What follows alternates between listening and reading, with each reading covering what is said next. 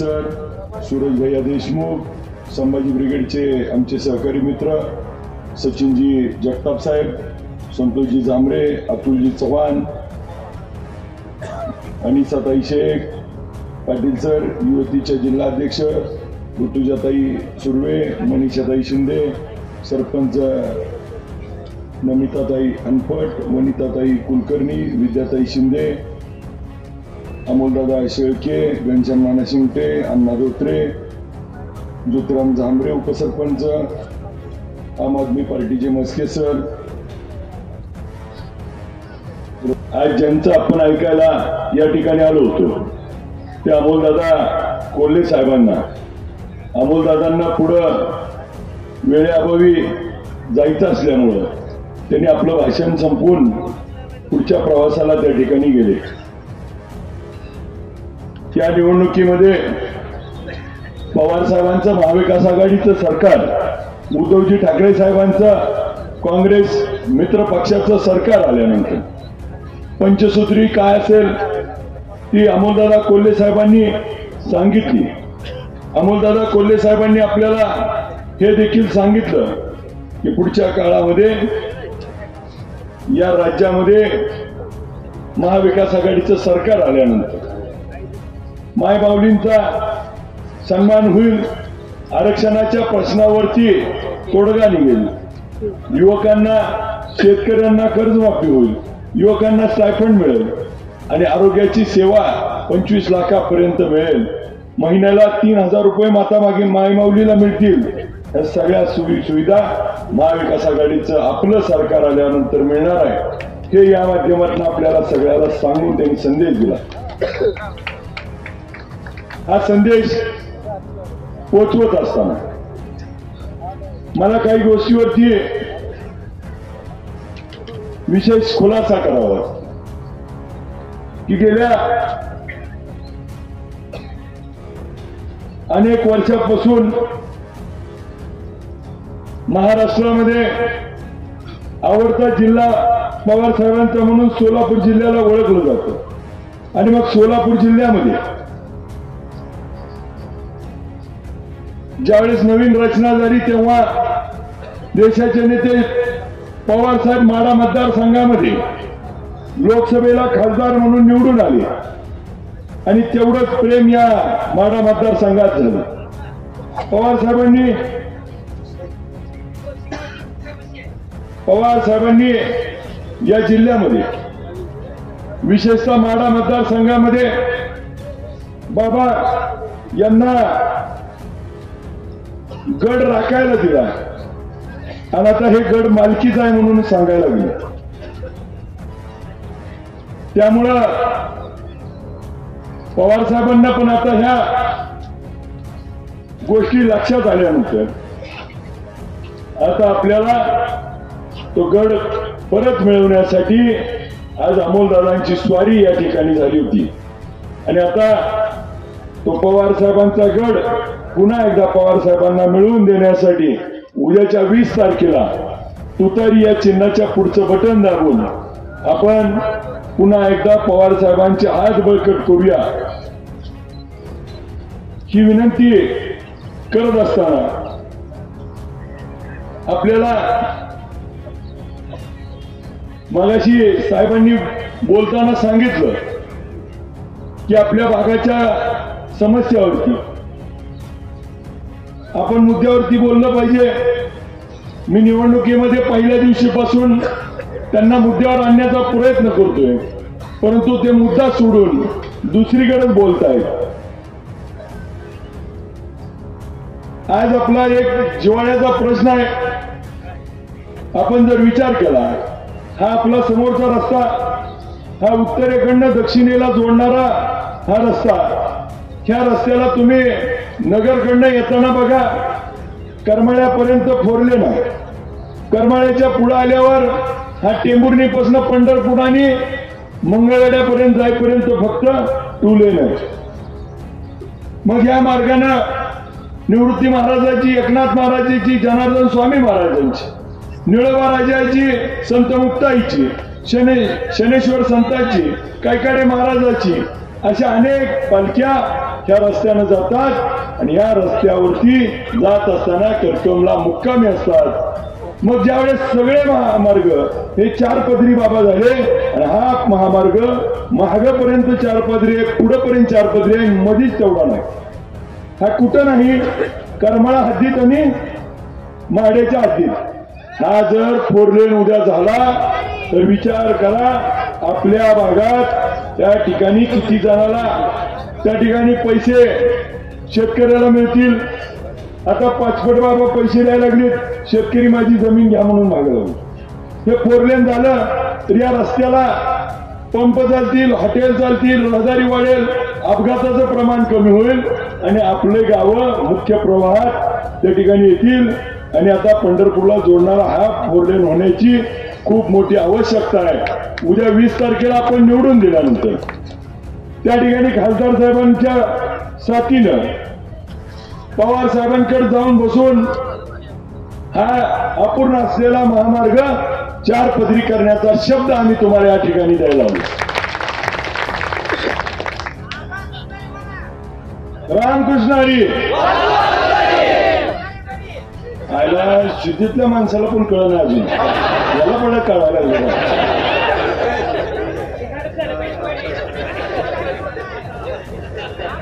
या गावात बाबा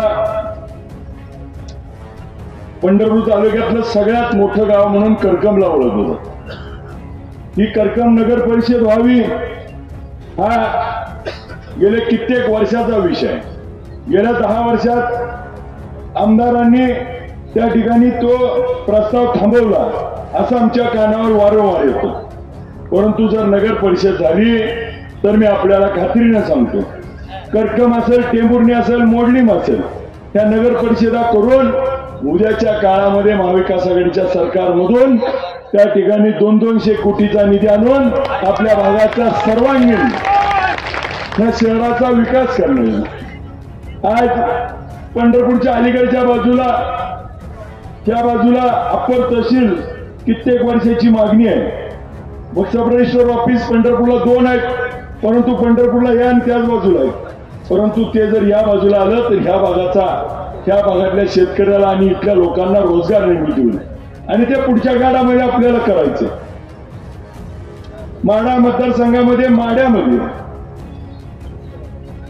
प्यायला पाणी 10 दिवसात नाही आढळायचे आणि करकमला देखील आज देखील 9 कोटीची योजना किती कोटीवर गेली बघत सर?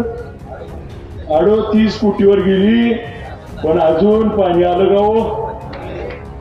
म्हणजे बाबा किती कमिशन, किती बिलन, किती वाढीव टेंडर.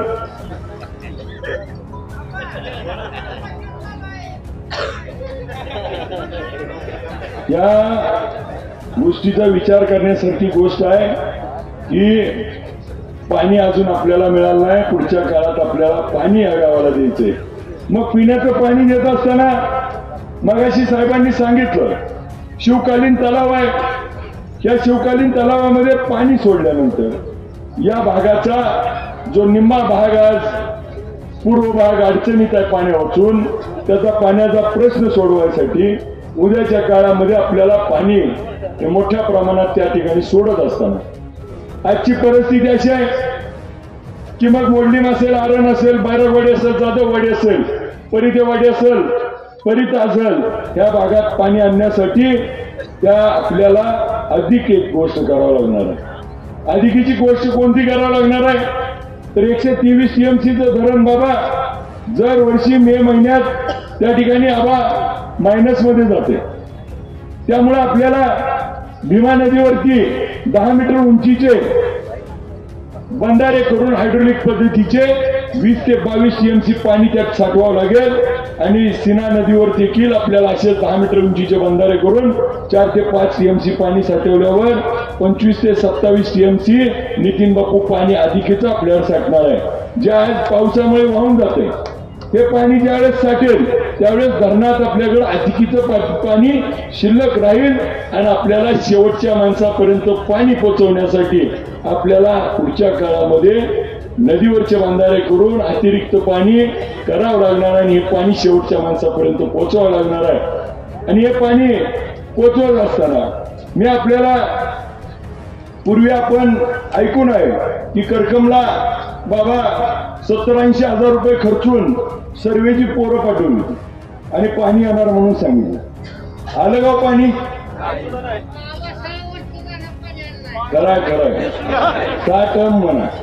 त्या आपल्याला खात्रीनं सांगतो की साहेब आपण पुढच्या काळामध्ये आपण 20 तारखेला तुतारी वाजवणाऱ्या माणसाच्या पुढचं बटन दाबून द्या. खात्रीनं मग मोडलीम असेल, आरणचा काही भाग राहिलेला असेल, बैरागवाडी असेल, जाधववाडी असेल, आपल्याला परितेवाडी परिते करकम ज्या ज्या भागात आपल्याला पाणी पोहोचवायचं ते पाणी आपल्यापर्यंत पोहोचवण्याची जबाबदारी आम्ही सगळे नेते मंडळी या ठिकाणी घेऊ आणि ताकदीनं पाणी आपल्यापर्यंत पोहोचूया. आपल्या करकमला असेल, माढ्यामध्ये असेल, टेंभुर्णीत असेल, मोडलीमला असेल, बस स्थानकाची अवस्था त्या ठिकाणी खूप बिकट आहे. उद्याच्या काळात ही सगळी बस स्थानकं सुसज्ज करून आपल्याला त्या ठिकाणी आकर्षक करून तिथं आलेल्या लोकांची सोय करण्यासाठी आपण त्या ठिकाणी विशेष निधी आणूया. हे विशेष निधी आणत असताना आपल्याला 19 गावाचं मंडळ आहे, पण आज असून नसल्यासारखं आज या भागाचा विषय आहे. इथं बालगोपाल 25,000 लोकसंख्येचं गाव आहे. इथं मनोरंजनाचं कोणतंही साधन आज करकम भागात उपलब्ध नाही. ते उद्याच्या काळात आम्हाला करायचंय. यासाठी आपल्याला मगाशी साहेबांनी सांगितलं की आपल्याला आठवत असेल 1985 ते 90च्या कालखंडामध्ये करकम परिसरामध्ये देशाचे नेते शरदचंद्र पवार साहेबांनी नितीन बापू पहिलं कोल्ड स्टोरेजचं उद्घाटन इथे केलं आणि मग या भागात शेतकरी द्राक्षाचा मोठा उत्पादक आहे. आपण देखील द्राक्षातले तज्ञ आहात. द्राक्ष असतील, बेदाणा असेल, याच्यावरती ग्रेडिंग पॅकिंग सेंटर आपल्याला ड्रायफ्रूटच्या माध्यमातून हा बेदाणा द्राक्ष आपल्याला जगभरामध्ये पोहोचवत असताना आपल्याला भारतातली देखील बाजारपेठ उपलब्ध करून शालेय पोषण आहारामध्ये बेदाण्याचा समावेश केल्यास ह्या बेदाण्याचा दर देखील आपल्याला उंचावू शकतो. आणि हा आवाज बोलण्यासाठी उद्या मला संधी द्या. मी आपला आवाज बेदाण्याचा द्राक्षाचा विधानसभेत घुमवतो. आणि मग सरकार पवार साहेबांच्या विचारात आल्यानंतर शेतकऱ्याचा जाणणारा नेता आहे. त्या जाणणाऱ्या नेत्याकडनं हे सगळे प्रश्न आपल्याला पुढच्या काळात सोडवता येतील. मग कृषी उत्पन्न बाजार समिती असेल, उपकेंद्र असेल, अप्पर तहसील असेल, नगर परिषदेची स्थापना करायची असेल, कनकांबा देवीचं त्या ठिकाणी आपल्याला तीर्थक्षेत्रातून विकास करायचा असेल, ह्या सगळ्या गोष्टी करण्यासाठी करकमच्या सर्वांगीण विकासासाठी उद्या माझ्यासारख्या एका तरुणाला संधी द्यावी ही मी विनंती करतो. करकम आणि करकम परिसरातील प्रत्येक गोष्टीला विशेष लक्ष देऊन आपल्या भागाचा सर्वांगीण विकास करण्याची भूमिका आम्ही या ठिकाणी मांडतो. आज शेतकरी संघटनेनं पाठिंबा दिला. बाबा मी शेतकरी संघटनेच्या पाठिंबा घेत असताना त्यांनी 2825 ते 3000 आणि 3500 भावाची कोंडी फोडली म्हणून त्या ठिकाणी ते आपल्या सोबत येत आहेत. विठ्ठल कारखान्याच्या निवडणुकीवेळी असा शब्द दिला होता स्टेजवरून की तुम्ही समोरच्या लोकांबरोबर न जाता माझ्या सोबत या, तुम्हाला परत ऊस दरासाठी आंदोलन करू देत नाही. गेल्या 3 वर्षात कोणाचं टायर फोडलं गाव?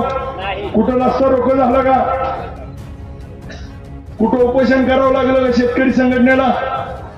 कुठं गुन्हा नोंद झाला का तुमच्यावरती?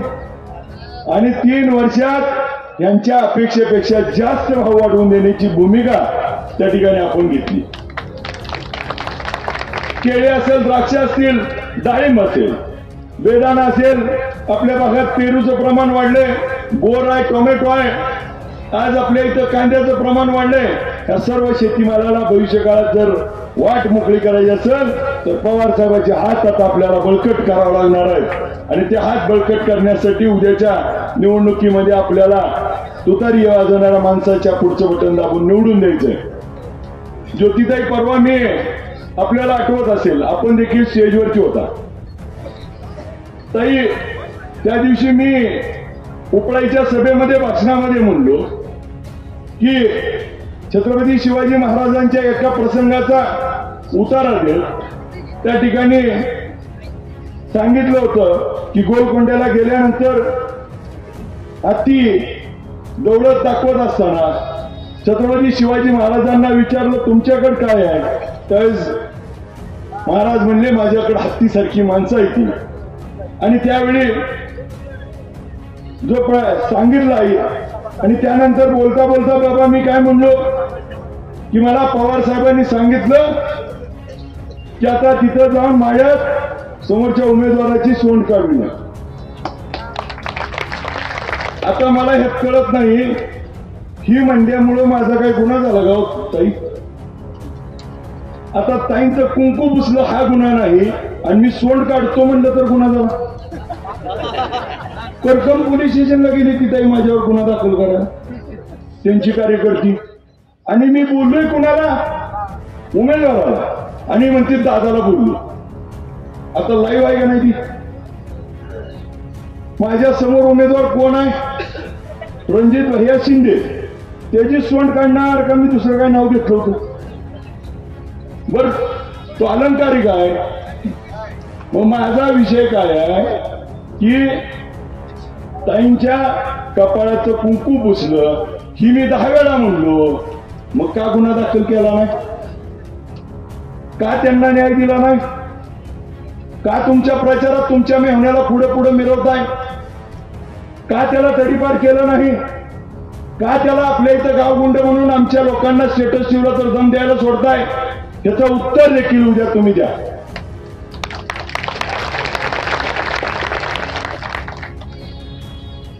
ही निवडणूक नुसती आमदार बदलायची नाही, ही निवडणूक ताईच्या कुंकाचा बदला घ्यायची आहे. उद्याचा आमदार अभिजित पाटील नसून ज्योतिताई कुलकर्णी आहे. उद्याचा आमदार संजय बाबा कोकाटे असतील, भारताबा शिंदे असतील, संजय पाटील घाटणेकर असतील, आमचे भाऊ बाळासाहेब भाऊ असतील, नितीन बापू कापसे असतील, संघटनेचे अध्यक्ष पदाधिकारी असतील, व्यासपीठावर बसलेले सगळे, समोर बसलेले सगळेजण त्या ठिकाणी आमदार म्हणून तुम्ही असाल. हा लढा आता एका वेगळ्या उंचीवर गेलाय. हा लढा आता त्या ठिकाणी 2 ह्याच्यातला राहिला नाही. मी बोलतोय बाबा उमेदवाराच्या सोंडेचं, आणि ती सांगते ती केस करायला गेली की दादांवर आम्ही असं बोलून गुन्हा दाखल करा. तिथं एक गोष्ट सांगतो, आता तुम्ही विचार करा, परीक्षा आहे, विधानसभा म्हणजे परीक्षा झाली. 20 तारखेला परीक्षा आहे, 23 तारखेला निकाल आहे. आता मी काय करतोय, मी रात्रीभर अभ्यास करतोय, दिवसभर करतोय, सगळ्याच्या बीटी घेतोय आणि मी पेपर सोडवतोय, प्रश्न उत्तर. मग करकमच्या पाण्याचं काय करायचं, नदीच्या पाण्याचं काय करायचं, उपसा सिंचनला पाणी कसं द्यायचं, शेतकऱ्याला भाव कसा द्यायचा, मी सगळ्या प्रश्नाची उत्तरं सोडवायला लागलोय. आणि समोरच्या बाजूला काय झालंय बघा, रणजित भाई झोपले, तोंडात लॉलीपॉप घेऊन दादा सोडवायला लागले. बरोबर आहे नाही? तर रणजित भाईच्या हातात लॉलीपॉप आहे आणि हे दादा प्रश्न सोडवायला गेले. चुकीचं आहे का? उमेदवार कोण आहे? रणजित भाई. बोल ना बाबा.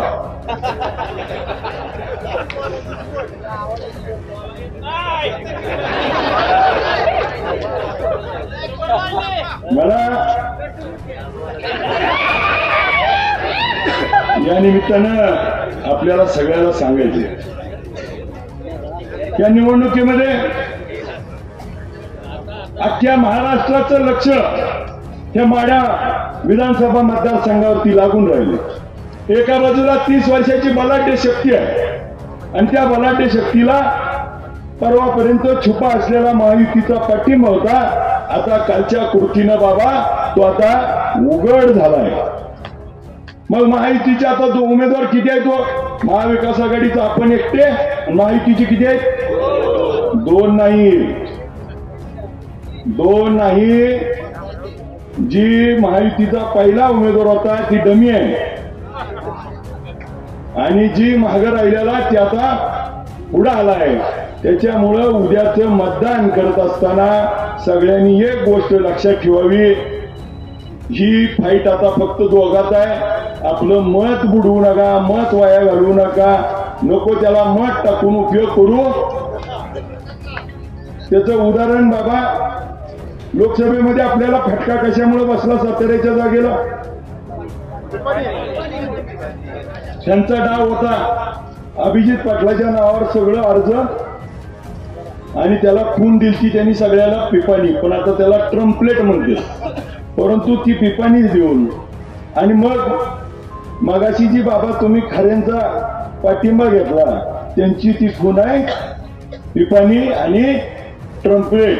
म्हणजे आता दोन भाग नाही, ते आता त्यांचा बी पाठिंबा आपल्याला जाय, आणि ते देखील आता आपल्या सोबत काम करणार आहेत. त्यांचं सगळं डाव फेल चालले, त्यांच्या सगळ्या योजना त्या ठिकाणी हा पंढरीचा पांडुरंग वरून बघतोय. आज एकादशीचा आपल्याला आशीर्वाद देतोय, आणि त्यांना त्यांची जागा दाखवल्याशिवाय सोडणार नाही. ह्या निवडणुकीत आपलं मत हे फक्त तुतारी वाजवणाऱ्या माणसालाच निवडून येणाऱ्यालाच द्या. आपलं मत वाया जाणाऱ्याला वाया घालवू नका. ही निवडणूक 2 नंबर सगळ्याला ह्यांना सुद्धा कळते बघा. सुधीतल्याला तर आता पक्क कळलं असेल.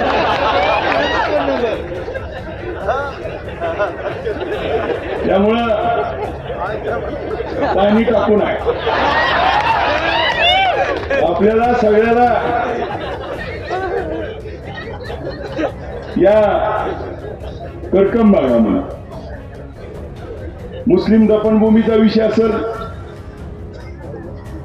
इंदिरा रहिवासीचा लोकांचा वसाहतीचा प्रश्न असेल, आज जे म्हणून प्रश्न आहेत ते सगळे प्रश्न उद्या आपल्याला सोडवण्याची संधी उद्याच्या निवडणुकीत निवडून देऊन आपण द्यावी.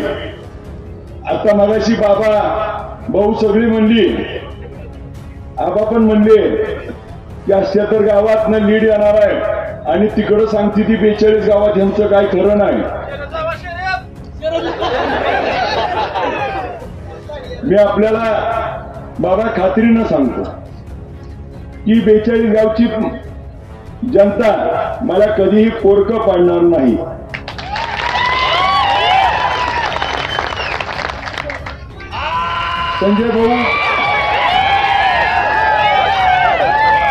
संजय भाऊ परवाचा एक किस्सा म्हणून सांगतो.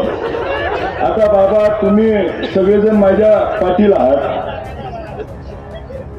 तुमच्यातला एक गुंड पटवर्धन कुर्डीच्या सभेत आला, आणि तो काय म्हणला की 42 गावातल्या लोकांना सांभाळून तुम्ही इकडचं सांभाळा, 78 गावात अभिजित पाटलाला फिरू देत नाही. मला सांगा, हे आवडलं का आपल्या लोकांना? आपण कधी म्हणलो का 15 वर्षात त्यांना आपण असं कधी बोललो का? मला सांगा, तुमच्या अभिजितला आबाला असं बोललेलं पटतंय का तुम्हाला? ही योग्य आहे का? लोकशाहीनं बाबासाहेब आंबेडकरांनी आपल्याला अधिकार दिलाय. त्या घटनेनुसार मी निवडणुकीत अर्ज भरला, पवार साहेबांनी तिकीट दिलं, सर्व नेते मंडळींनी पाठिंबा दिलाय. तुम्ही जनता माझ्या सोबत आहात, आणि ही लोक काय म्हणतायत ही बघून घ्यायची भाषा ही शोभणारी आहे का? आपल्याला आवडती का? त्या गोष्टीचा बंदोबस्त उद्याच्या 20 तारखेला आपल्याला करायचा.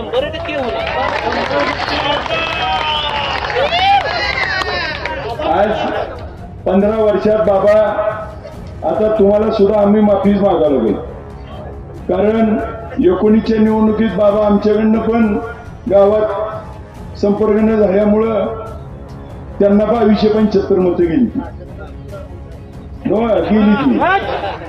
बरोबर आहे. आणि मग मला सांगा, एवढी मतं पडली आणि त्याचा उपकार तुम्ही मला फिरू देत नाही 78 गावात म्हणून फेडताय. या 42 गावाने 36,000चं लीड तुम्हाला दिलं, आणि इकडचा एखादा उभा राहिला तर तुम्ही काय म्हणताय? फिरू देत नाही. मगाशी भारताबाईंनी सांगितलं की ती कुठल्या माझं गाव आपलं गाव देगाव या मतदारसंघात आहे, मतदार आहे. 78 गावात त्यांचं गाव आहे गाव आत्ताच, त्यांचं गाव कुठं आहे? तीच उपरी आहे ती, आणि आपल्याला म्हणते ती. मला या निमित्तानं हेच सांगायचंय, डॉक्टर बाबासाहेब आंबेडकरांनी घटनेनं दिलेला अधिकार आहे. महात्मा ज्योतिबा फुलेंनी, सावित्रीमाईंनी, अण्णाभाऊ साठे असतील, अहिल्यादेवी होळकर असतील, छत्रपती संभाजी महाराज, छत्रपती शिवाजी महाराजांनी आपल्याला लढायचं शिकवलं, आणि त्या महापुरुषाच्या विचारावरती आपण उद्याचा लढा उभा केलाय. त्या लढ्याला आपल्या भागातनं प्रचंड असा प्रतिसाद मिळून उद्याची निवडणूक मतमोजणीच्या दिवशी आपल्या 42 गावाला, बाबा खात्रीनं सांगतो, इथं 42 गावातल्या कुणाच्या बी गावात कुणाकडे बी जाऊन बघा, 100, 200, 500 जणांच्या घरोघरी माझा स्वतःचा वैयक्तिक संपर्क आहे. मी जातो, येतो, बसतो, सुखादुखात असतो म्हणे. त्या ठिकाणी 78 गावात, त्या ठिकाणी भारताबाई एक बी गाव कमी पडणार नाही. तसं 42 गावात एक बी गाव असं नसणार आहे की त्या ठिकाणी 100-500च्या आत लीड आहे. त्यामुळं काल 14 गावात दौरा झाला. 14 गावात त्या ठिकाणी सर्व मोहिते पाटील कुटुंब स्वतः जातीनं त्या ठिकाणी निवडणुकीमध्ये प्रचार हिरिरीनं भाग घेतलाय, आणि 14 गावात खासदार धैर्यशील मोहिते पाटलांना जेवढं लीड आलं त्यापेक्षा जास्त लीड देण्याची त्यांनी शब्द दिलाय. तसंच आपल्या 42 गावात आणि आपल्या भागातल्या लोकांनी उद्याच्या निवडणुकीत आपल्याला माड्याच्या सभेत आठवतंय का, मी बोललो होतो. त्यांनी मला ज्या पद्धतीनं बोलले की बाप जिवंत आहे म्हणून अशा पद्धतीची टीका करून माझ्यासारख्याला पोरक करण्याचं काम केलं. परंतु मला खात्री आहे माझी 42 गावातली वडीलधारी मंडळी माझ्या बाप रूपी आशीर्वाद म्हणून मागे उभा राहील, आणि उद्याच्या 20 तारखेला मतदानातून 23 तारखेला दाखवून देईल ही पोरक नाही, अख्खा तालुका ह्याच्या मागे आहे. त्या निवडणुकीत अभिजित पाटलाची ही निवडणूक राहिली नाही. ही निवडणूक त्या ठिकाणी पवार साहेबांना चॅलेंज करणाऱ्या माणसाची आहे, ज्यांनी पवार साहेबाला मेहरबानी आहे का अशा पद्धतीचं बोलून पवार साहेबांनी नाही दिली तिकीट तर आम्ही अपक्ष उभारून निवडून येऊन देतो, दाखवतो असं चॅलेंज करणारी ही पवार साहेबाला चॅलेंज करणारी निवडणूक आहे. जयंत पाटील साहेबांना त्या दिवशी देखील बोललो, आपल्याला देखील माहिती आहे की नाद कुणाचा पण करा पण पवार साहेबाचा तेवढा. आता त्यांनी नाद कुणाचा केलाय, आता पवार साहेब 17 तारखेला टेंभुर्णीला येऊन यांचा कार्यक्रम करणार आहे. त्यामुळं आपण सगळ्यांनी ह्या निवडणुकीचं नाव बघू नका. 2 नंबरला नाव काय माहितीये का, नीट गेल्यावर वाचा. 2 नंबरला नाव लिहिलेलं असणार आहे शरदचंद्र पवार साहेब, तुतारी वाजवणारा माणूस. उद्याचं मतदान हे शरदचंद्र पवार साहेबांना करायचंय. उद्याचं मतदान हे या जिल्ह्याच्या अस्मितेला करायचंय.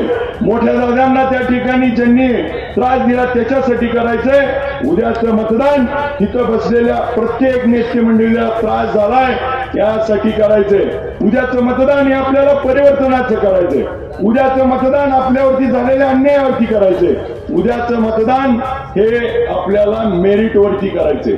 मी तुम्हाला मत मागत असताना मगाशी बाबांनी सांगितलं, आता एखाद्या वर्गात बाबा 50-60 पोरं असतील, सगळीच पहिला येते ती, जी हुशार असेल तीच येत नाही.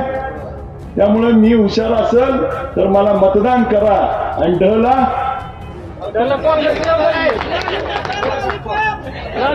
मागच्या उद्याचं मतदान तू तरी घेऊन हिंडायला लागले दादा कशाच्या कॉप्या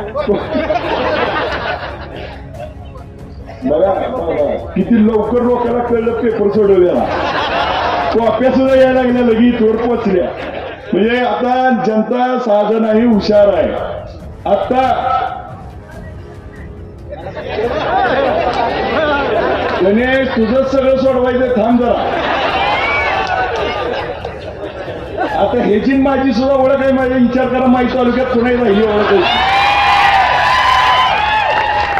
गणेश सरडेस वर्षाचा आहे काय गणेश संजू हा गणेश गायकवाड माहिती आहे बस बाबा आता सांगायचा उद्देश काय माहितीये का बाबा इतकी लोक आजच्या तारखेला बाबा दुसरा एक विषय सुरू आहे भयानक मोठ्या प्रमाणात संजय भाऊ पूर्वी 50 खोके एकदम ओके म्हणायची आता 100 खोके चालू झाले 200 त्याच्यामुळं त्यांना आता असं वाटतंय